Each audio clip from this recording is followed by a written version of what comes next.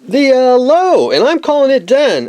One thing I did is took some Archer dry transfers, and that's the Balkan crosses, one on each side of the turret, and I did a little bit of dry brushing, and it is done. My only complaint with the Lowe kit is the actual track. The track did not fit at all, and taking a little bit of pigments and some weathering, it makes it look believable since the tracks don't fit, and it looks battle worn, but it don't look, extremely overly dirty or anything of that nature.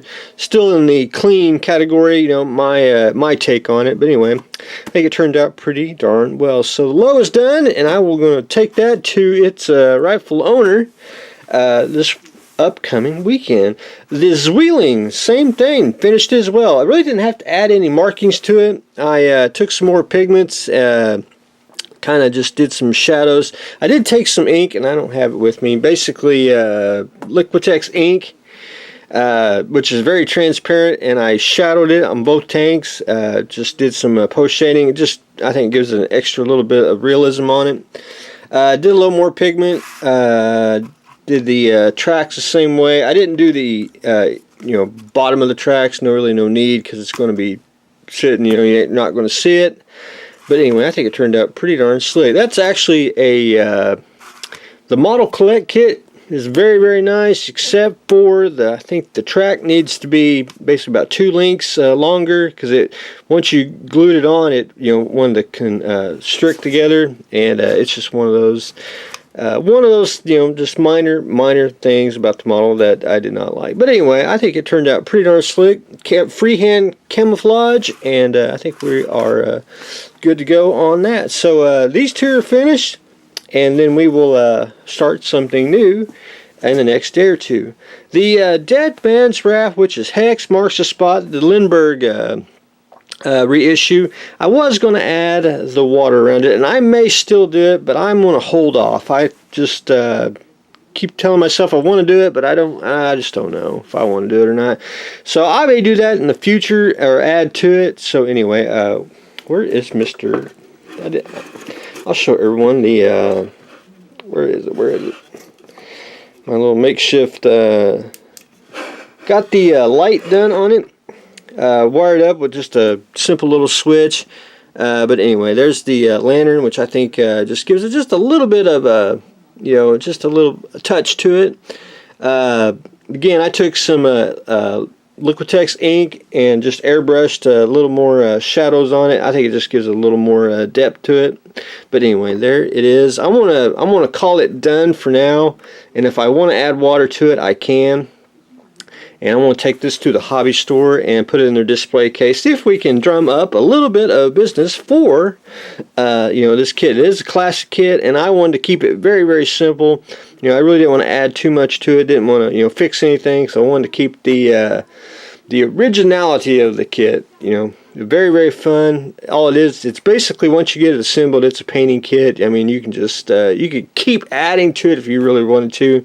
I try to keep everything down to a minimum, because I think it just just pops the way it is. That's also why I did the blue base. You see the blue base, but you see the kit, because it's more darker than the blue. It doesn't take away of that. But anyway, I think it turned out great. I like it. Looking forward to the other in the series, so hopefully we'll get more of that.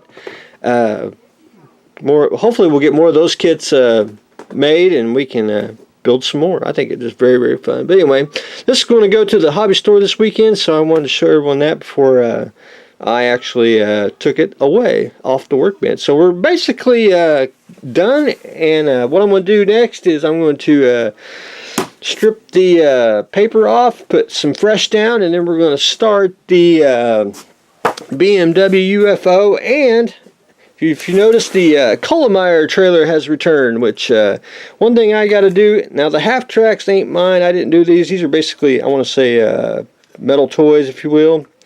I got to make the trailer hitch here basically straight, so it actually hooks on to the trailer itself. And one thing about the Kohlemeyer trailer, and I didn't know this, I gotta, if you look real closely, the wheels want to stick up past the where you can put the actual tank on it.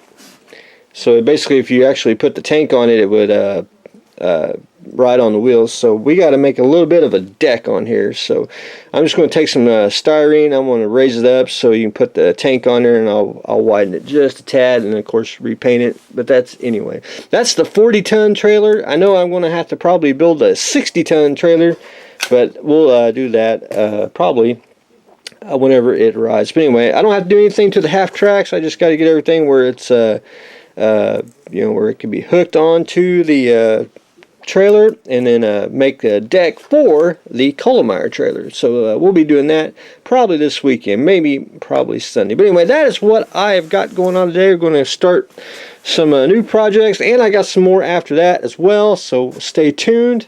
We finished up the Lowe, we finished up the Zwilling, and we finished up the Hex Marks Spot, aka Dead Man's Wrath. So that's what I got going on today. So stay tuned for the next exciting episode.